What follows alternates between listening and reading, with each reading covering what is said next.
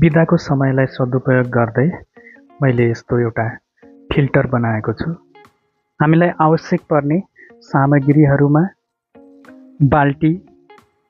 बाल्टीको पिँधभन्दा अलिकति सानो मुख भएको अर्को एउटा भाँडो, क्यान्डिल, धारा, औजारहरूमा एउटा झिर र अनि एउटा प्लासको आवश्यकता पर्छ।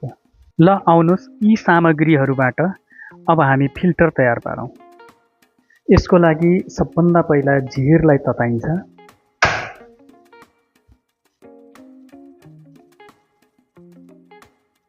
झिर तातिसकेपछि बीच भागमा पर्ने गरी यसरी प्वाल पारिन्छ।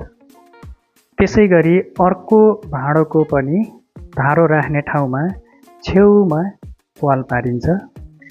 यस प्रकार धारोको नापो अनुसार प्वाल पारिसकेपछि बाल्टीमा भित्रबाट क्यान्डल र सफा पानी जम्मा हुने भाँडोको बाहिरपट्टि धारा फिट गरिन्छ।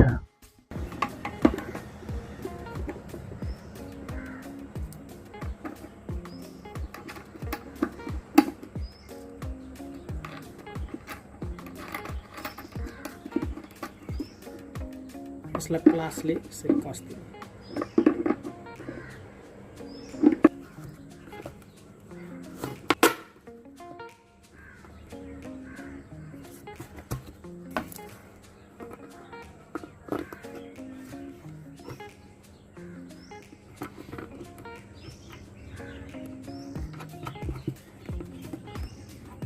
यो फिल्टरभित्र एयर पास गराउनको लागि माथि ढक्कनमा एउटा सानो प्वाल पार्दैछौँ।